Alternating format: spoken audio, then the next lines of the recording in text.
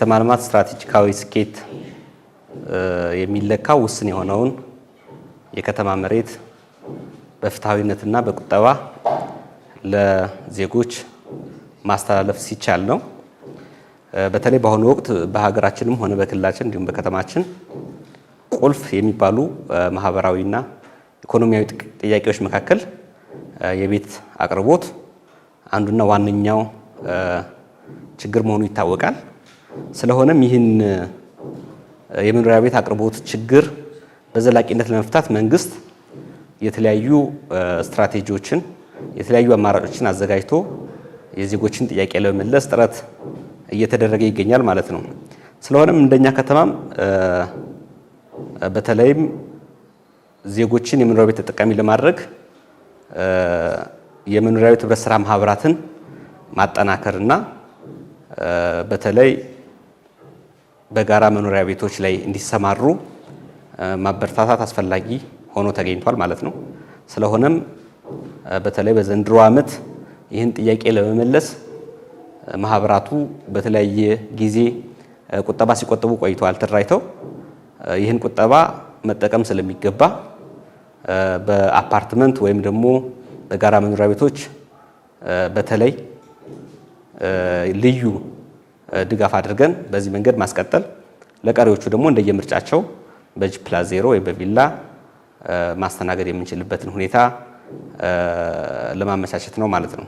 ስለዚህ በከተማችን በመኖሪያ ቤት ህብረት ስራ ማህበራት ተደራጅተው በተለያየ መንገድ ቁጠባ ሲያደርጉ የነበሩ ዜጎች አሁን በተቀመጠላቸው ሁለቱ አማራጮች የቤት ባለቤት ለመሆን የማህበራቸውን እውቅና የሚያሰጡበት ጊዜ ደርሷል። ስለዚህ ይህንንም የደብረ ማርቆስ ከተማ አስተዳደር እውቅና እንዲያገኙ የፈቀደ ስለሆነ መስፈርቶችን የሚያሟሉ ማህበራት በሙሉ ወደ ህብረት ስራ ማህበራት እና ማስፋፊያ ተጣሪ ጽሕፈት ቤት እየሄዱ እውቅና ማግኘት እንደሚችሉ በዚሁ መግለጽ እፈልጋለሁ። ዋናው ዓላማችን ግን የከተማ ሀብት ውስን ነው፣ ቅድም እንዳልኩት ማለት ነው። ስለዚህ ይህን በቁጠባ ለመጠቀም የሚያስችል የጋራ መኖሪያ ቤቶች ላይ በደንብ ትኩረት እናደርጋለን። ለአብነት በጋራ መኖሪያ ቤቶች የሚደራጁ ሰዎች ካሉ ቁጠባ ባህልን በጣም ያጠናክራል። ኮሚትመንታቸውን የሚለካ በተለይ 20% መቆጠብ እስከቻሉ ድረስ እሱን ኮላተራል አድርገው የፋይናንስ ስርዓቱን ከባንኮች ጋር እንዲመቻች ተደርጎ መኖሪያ ቤታቸውን በአጭር ጊዜ ሊገነቡና ተጠቃሚ ሊሆኑ የሚችሉበት እድል ይመቻቻል። ስለዚህ የመሬት አጠቃቀም ስትራቴጂያችንን ወደ ጎን ከማስፋት ቨርቲካሊ ወደ ላይ ማሳደግና የተቀናጀ የመሰረተ ልማት አቅርቦትን ሊያሳልጥ የሚችል ሁኔታን ቅድሚያ መስጠት አስፈልጓል ማለት ነው። ስለዚህ ሁሉም መብት ቢሆንም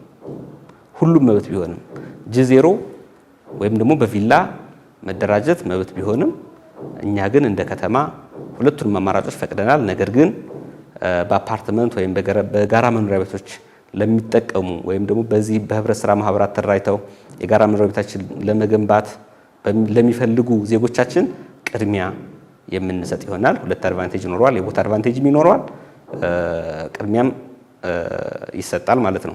ይህ በከተማችን ብቻ የምንተገብረው ሳይሆን የመኖሪያ ቤት ህብረት ስራ ማህበራት መመሪያም ከጂ+4 እና ከዛ በላይ ለሚገነቡ የጋራ መኖሪያ ቤቶችን ለሚገነቡ ማህበራት ቅድሚያ እንዲሰጥ ይደነግጋል። ስለዚህ ይህን ህግ ታሳቢ አድርገን ቅድሚያ የምንሰጠው በአፓርትመንት ለሚደራጁ ወይም በጋራ መኖሪያ ቤታቸውን ለሚገነቡ ማህበራት ነው ማለት ነው። ሌሎች ይገለላሉ ማለት አይደለም። አሁን እዚህ ጋር መወሰድ ያለበት ወይም ኮንሰርን መደረግ ያለበት ነገር ምንድነው? ዜጎች የተለያየ አማራጭ የተለያየ ፍላጎት ይኖራቸዋል። ስለዚህ እኛ የከተማን ቦታ በቁጠባ እንጠቀም ነው እንጂ ሌሎች ዜጎች ደግሞ ወይም በጂ0 መገንባት የሚፈልጉ ዜጎች የመኖሪያ ቤት ተጠቃሚ እንዳይሆኑ አላለም። ነገር ግን በርካታ ወረፋዎች ይኖራሉ፣ በርካታ ፍላጎቶች ይኖራሉ። እዛ ጋር የኛ ሀገር ባህልም ትንሽ ቤቱን ገንብቶ ለመኖር ከመፈለግ ይልቅ ቦታውን ይዞ በተራዘመ ጊዜ ግንባታ የማድረግ ነው። እሱ ደግሞ ከከተማ ልማት ፖሊሲ ጋር ተቃርኖ ይፈጥራል ማለት ነው። ስለዚህ ዜጎች የተሻለውን አማራጭ የመምረጥ ኃላፊነት ለራሳቸው የተሰጠ ነው ማለት ነው። ስለዚህ ቅድም እንዳልኩት የህግ ማዕቀፍ አለው። የከተማ መሬት አጠቃቀም ስትራቴጂም የጋራ መኖሪያ ቤቶች የሚደግፍ ነው። ስለዚህ በዚህ መንገድ የፍላጎትና የአቅርቦት አለመመጣጠንንም ለመቅረፍ በዋናነት ትኩረት የምናደርገው የጋራ መኖሪያ ቤቶች ግንባታን ነው ማለት ነው። ከዛ ባለፈ ይህን ውስን የሆነውን የከተማ መሬት በቁጠባ መጠቀም የዜጎችን የቁጠባ ባህልና የፋይናንስ አቅም በማሳደግ እንዲሁም በዘመናዊ መሰረተ ልማት ለማስተሳሰር ከፍተኛ ፍላጎት ያለን እንደመሆኑ መጠንና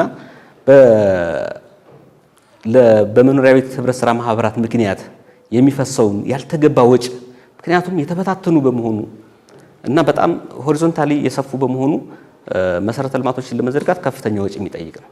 ይሄ ደግሞ የከተማ ፋይናንስንም ብክነት ውስጥ የሚጥል ነው ማለት ነው። ስለዚህ ዜጎች በዋናነት ወደ ጋራ መኖሪያ ቤቶች ቢሳቡ መልካም ነው፣ አድቫንቴጅም አላቸው።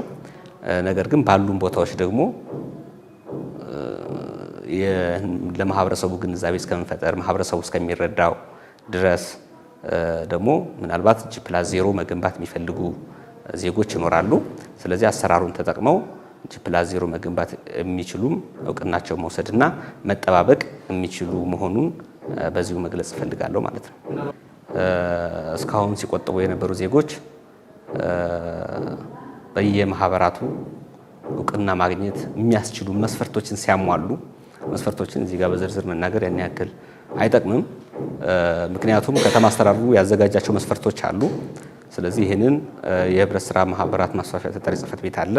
ወደዛ እየሄዱ ከሚቀጥለው ሰኞ ጀምሮ መስፈርታቸውን እያሟሉ እውቅና ማግኘት የሚችሉ መሆኑን በዚሁ መግለጽ እፈልጋለሁ።